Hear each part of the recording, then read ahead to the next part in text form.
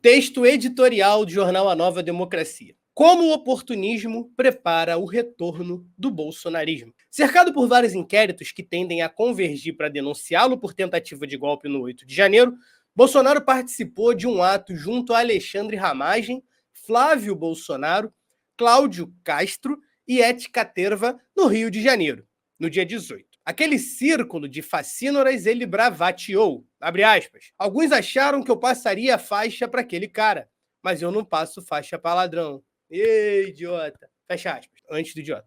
Também tentou fazer um paralelo entre a maquinação envolvendo Trump com o episódio da facada de Juiz de Fora.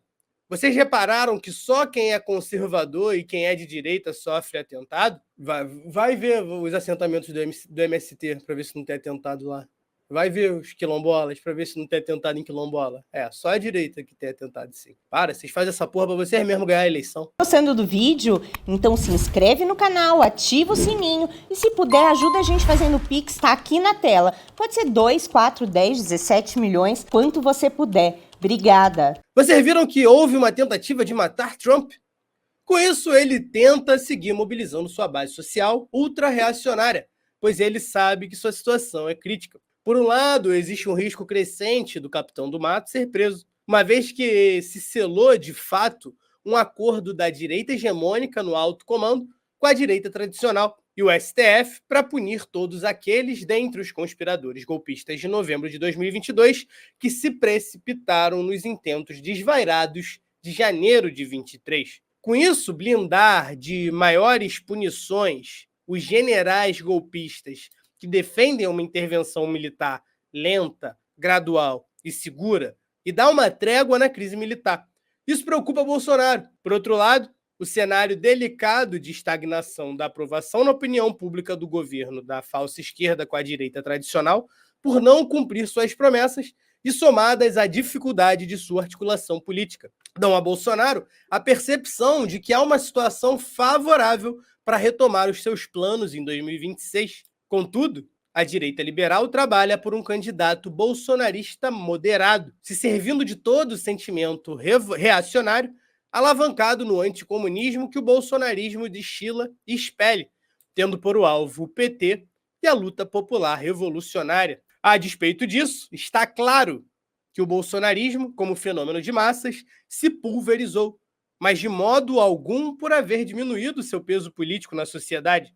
Este, em certa medida, se mantém relativamente ao que era no começo de 2023, porém desmoralizado que ficou após o 8 de janeiro frente à ofensiva dos monopólios de imprensa e do STF. Perdeu a iniciativa de então, mas segue atuando, ainda que com certa passividade. Na primeira oportunidade em que seus oponentes se desmoralizarem, Bolsonaro retomará com força a iniciativa e, como fenômeno, o bolsonarismo se aglutinará rapidamente. Nesse sentido, o fracasso do governo da falsa esquerda é a maior ajuda que o Bolsonaro pode ter, a conciliação de classes e empenho na desmobilização do movimento social que o apoia, o que resulta em frustrações às massas populares, produz uma situação que só favorece ao bolsonarismo e não ao contrário. Vide agora o novo corte de verbas que o governo fará. Haddad foi a público, pressionado pelo mercado financeiro, sob o forte bombardeio dos monopólios de imprensa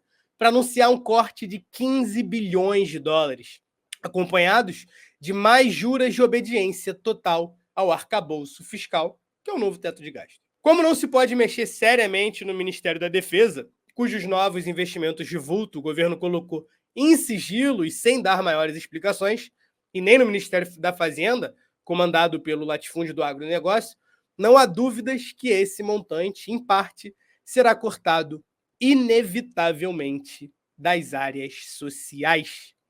Uma vez mais desenganos. Mas Luiz Inácio ainda assim está de bom humor e tem recorrido, inclusive ao recurso das piadas para quebrar o gelo. Abre aspas. Hoje fiquei sabendo de uma notícia triste, uma notícia que tem pesquisa, Haddad, que mostra que depois do jogo de futebol aumenta a violência contra a mulher. Inacreditável. Se o cara é corintiano, tudo bem, como eu, mas eu não fico nervoso quando eu perco. Eu lamento profundamente. Disse durante um converscote com jornalistas, que foi ridículo. A política de pragmatismo do oportunismo está conduzindo rapidamente a causa dos direitos democráticos ao precipício. Luiz Inácio está obstinado a seguir em frente, mas quer perguntar: para onde? A resposta, objetivamente, é aonde for possível sobreviver politicamente. Nisso, o governo está condenado a se desmoralizar, pois no atual estágio da crise do capitalismo burocrático no país, em meio à crise geral do imperialismo, e refletida como decomposição no aparelho do velho Estado, só sobreviverá no governo de turno aqueles que aplicarem um programa de direita, como de fato está fazendo o atual governo. E não se enganem em achar que o governo atual está tomando medidas econômicas, principalmente de esquerda. Não está, isso é dito aqui todos os dias. Para você que fala que eu fico defendendo o PT e o Lula e o governo, não. É que a gente diverge, né? O que você acha que o governo está acertando, eu acho que é o que tem de errado. Mas tudo bem.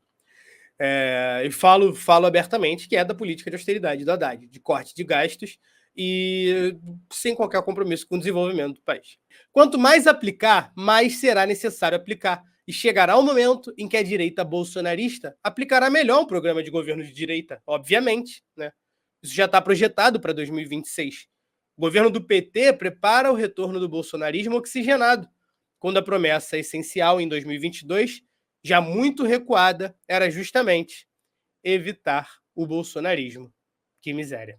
As massas, por isso, não podem se deixar arrastar pelo pragmatismo, senão levantar às alturas o protesto popular para arrancar do governo de turno e demais instituições do velho Estado seus direitos e, de quebra, angariar força para resistir às investidas da ofensiva contra-revolucionária que estarão por vir.